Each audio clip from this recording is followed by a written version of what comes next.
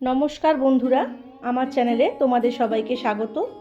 काल तो जन्माष्टमी और जन्माष्टमीते प्राय प्रति घरे एई रकम तालेर बड़ा बा तालेर फुलुरी बानानो हये थाके। एकदम सहज पद्धतिते की दिये आमी तालेर बड़ा बानाई आज सेटाई तोमादेर साथे शेयर करब। तो देखो सबार प्रथमे एकटा बड़ो साइजेर पाका कालो ताल आमी निये नियेछि। सब समय चेष्टा करबे एई रकम कालो ताल निते। बाजारे एक धरनेर एकटू लालचे टाइपेर ताल पाওয়া যায়, ওটার থেকে কিন্তু এই তালের ফুলুরি খেতে সবথেকে বেশি ভালো লাগে। এবার একটা খুন্তি বা ছুরির সাহায্যে তালের মুখের এই অংশগুলো আমি খুলে নিচ্ছি।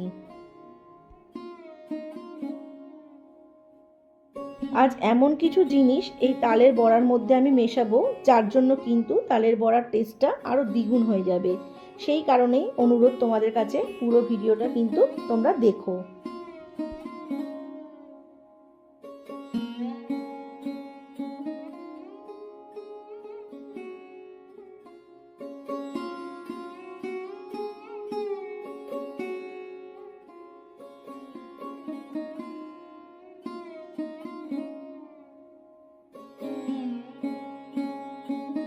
এবার দেখো মুখের এই শক্ত অংশটা আমি খুন্তি দিয়ে খুলে নিচ্ছি।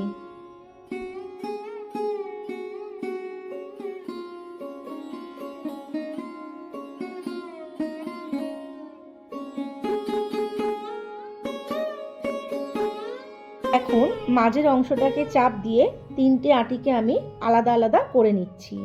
এতে করে তালটা ছাড়াতে সুবিধা হবে।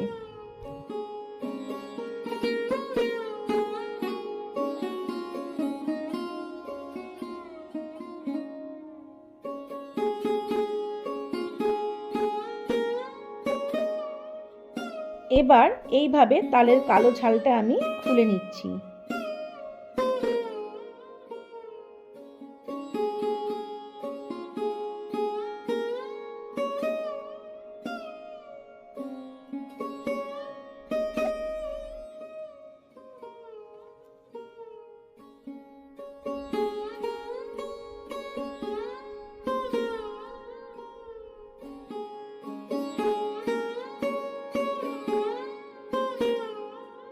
সব কটার ছাল আমি ওই একইভাবে খুলে নিয়েছি। এবার এইভাবে হাতে করে আস্তে আস্তে চটকে নিলে তালটা নরম হয়ে যাবে আর তালটাকে চাঁচতেও আমাদের সুবিধা হবে।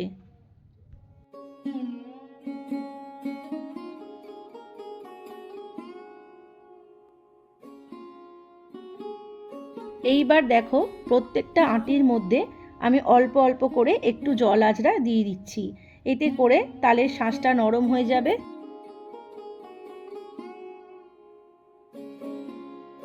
এবার দেখো এখানে একটা মশলা ছোলা নিয়ে নিয়েছি। এটার সাহায্যে আস্তে আস্তে করে আমি তালের পাল্পটা বার করে নেব। এখানে তোমরা বেতের ঝুড়ি বা ফুটো থালাগুলো আছে ওগুলোও ব্যবহার করতে পারো।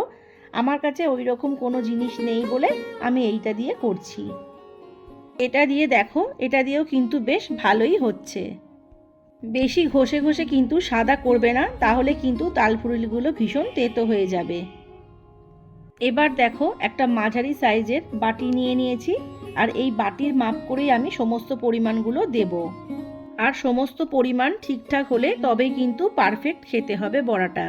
এখানে প্রথমে এক বাটি নিয়ে নিয়েছি ময়দা। প্রথমে সবকিছু অল্প অল্প পরিমাণ দেব, তারপর প্রয়োজন হলে আরও একবার দেব। এবার দিয়ে দিচ্ছি হাফ বাটি চালের গুঁড়ো।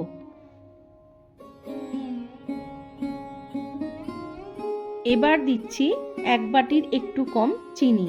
চিনিটা তোমরা বুঝে দেবে, যে যেমন মিষ্টি খেতে পছন্দ করো সেই অনুযায়ী।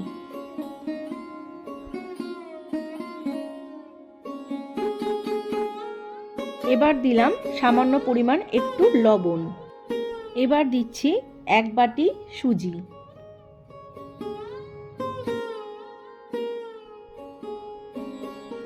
दस থেকে 12 গ্রাম মতো পোস্তর দানা। এই পোস্তর দানাটা দিলে কিন্তু ফুলুরিটা অসাধারণ একটা টেস্ট হয়। তোমরা কিন্তু এটা একবার দিতে পারো। আর দিচ্ছি সামান্য পরিমাণ গোটা মৌরি। এবার সব কিছুকে একসাথে ভালো করে মাখিয়ে নিচ্ছি। আমার এখানে আরও একটু প্রয়োজন ছিল, সেই কারণে আমি এখানে আরও এক বাটি ময়দা অ্যাড করলাম। যেহেতু ময়দা অ্যাড করছি সেহেতু সমস্ত কিছুই আমাকে আরও একবার করে দিয়ে দিতে হবে। দিয়ে দিলাম হাফ বাটি চিনি, হাফ বাটি সুজি। এবার একবার ভালো করে মেখে নিচ্ছি। সব কিছু শেষে দিয়ে দেবো এক বাটি নারকেল কোড়া। তারপর আরও একবার ভালো করে মেখে কিছুক্ষণ রেস্টে রেখে দিতে হবে, এতে করে চিনিটা পুরোপুরি গলে যাবে। এখন ইন্ডাকশানের ওভেনটা আমি অন করে নিলাম। এখানে একটি স্টিলের পাত্র বসিয়ে দিয়েছি। পাওয়ারটাকে কমিয়ে আমি 400-তে রেখেছি। কড়ায় সাদা তেল দিয়ে দিয়েছি, তেলটাও দেখো গরম হয়ে গেছে। এবার আমি ছোট ছোট করে বড়াগুলোকে ছেড়ে দিচ্ছি। তোমরা চেষ্টা করবে বড়াটা যতটা সম্ভব ছোট ছোট করার। যত ছোট করবে তত ভেতরটা কিন্তু নরম হবে আর বাইরেটা মুচমুচে হবে। গ্যাসে ভাজার সময়ও গ্যাসটাকে সবসময় মিডিয়াম আঁচে রাখতে হবে। বেশি বাড়িয়ে দিলে কিন্তু বাইরেটা লাল হয়ে যাবে আর ভেতরটা কাঁচা অবস্থায় থেকে যাবে। এই রকম করে অল্প অল্প করে সব ফুলুরিগুলো আমি ভেজে নেব। সব সময় চেষ্টা করবে পরিমাণগুলো ঠিকঠাক দেওয়ার। এখানে যদি আমি চিনিটা বেশি দিতাম তাহলে কিন্তু আমার সব ফুলুরিগুলো ফেটে যেত।